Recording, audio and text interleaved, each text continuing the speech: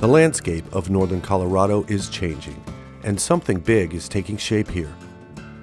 Just 45 minutes from downtown Denver, RainDance is set to open next year, and it's only the second new course for this area since 2009.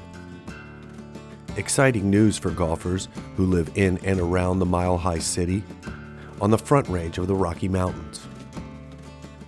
Leading the design team will be Harrison Minshew, a veteran of the industry who spent 30 years working for one of the game's most legendary player architects, Arnold Palmer. When you have a natural golf hole that's already there, all you got to do is just add a few touches on the sides of it. You really don't have to do much to it.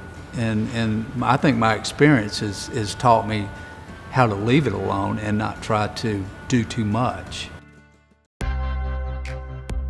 For this project, his new partner also has some PGA Tour experience. Lots of it. Fred Funk has spent the last 40 years on tour, racking up 29 professional wins. His biggest coming in 2005, in front of a hometown crowd at the Players' Championship. But this will be his very first crack at design, having played over 6,000 rounds across the globe and being recognized as one of the most accurate on tour. There are a few things about his first design that he is quite certain about. As a pro, we're trying to think how we get out of here on this hole without more than a bogey. So you're trying to minimize the damage when you've hit a shot that's on the edge of the green and ends up 30, 40 yards away and you have a very difficult up and down. So I don't like that philosophy anymore. I think they've gotten out of hand with that, in my opinion. And then bunkers, fairway bunkers that are too deep to advance it, where they just got to chip out, I don't like those. I love fairway bunkers, but I like a chance to always hit a good shot to recover from a bad shot. What else is on the list of things that are sort of pet peeves that you would never have on your golf course? I don't believe in super mogul field greens either. Yeah. That's the other thing. Because if they're going to modern golf speeds, which are 12, 13 on a stemp meter, and you get greens with too much slope, you're unputtable.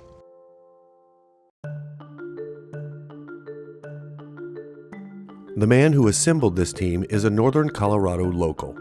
Born and raised here in Windsor, Martin Lind is a third-generation farmer and developer who has transformed this area over time.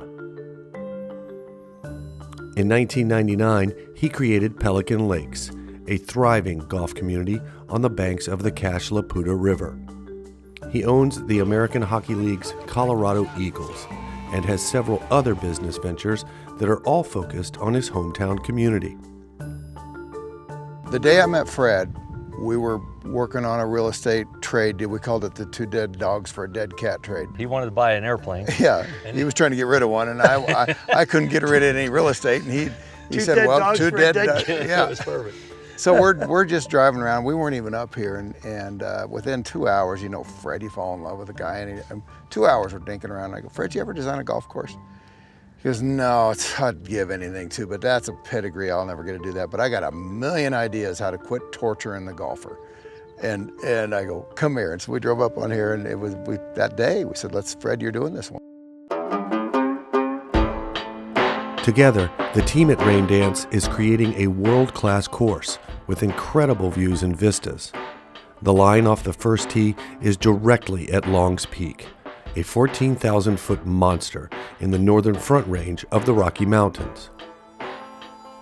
From there, you play your way down the sloping terrain and into some really cool natural landscapes that force you to take notice. This got good real fast. And whatever's going to be happening down here looks like you never want to leave. It's a cool place to put a golf course. And this layout will be long. From the back tees, it measures out at over 8,000 yards, which provides plenty of room to host a PGA Tour or Champions Tour event in the future.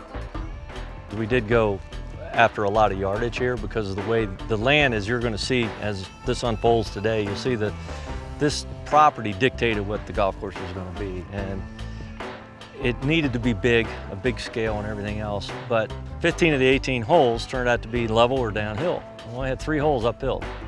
Again, downhill, downwind, this would be fun to just, let it rip. We decided we were going to go with fescue grass, which is really firm, fast conditions, like British Open style. And with the modern guys, they say Rory McIlroy comes here and he flies at 320 at sea level and fly at 350 here or more and get 50 yards a roll, he's going to have 400+ yard drives. So we needed length to at least challenge these guys on second shots. So you got 1,000, you got almost 1,200 yards in 2 holes, back to back. That's large. Yeah. Par fours, Yeah. outside. Yeah, of course. Of course Fred Funk eats up 2 holes in 1,200 yards. RainDance is in the final stages of grassing and will finish growing in next spring. It is scheduled to open in the summer of 2022, and it promises to be a big deal for the northern Colorado golf scene. And the random partnership created by these 3 guys is working out quite well. Every time we come out and we have the 3 of the Musketeers, or whatever you want to call us, the 3 Stooges.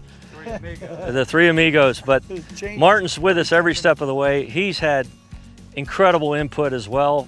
The 3 of us have walked this property, I don't know how many times together, and we've all had all the different inputs. It's amazing. It's going to be very, very special. To go through the process like that and to be on site is just the most exhilarating, creative thing that a golf architect can do. You know, you have to have something special in today's world. You can't be average, you can't be normal. You have to have something extraordinary, and this is extraordinary. Sounds good. I want to reserve a glamping spot so I can be close to the course. You could set an air mattress in that manure spreader right there. That's all I've earned here today? I've only known you for Is that what you think of the interview? I've only known you for about 6 hours, but you're as full of shit as any of these guys are. All right, that's a wrap. Awesome, right on, that was fun.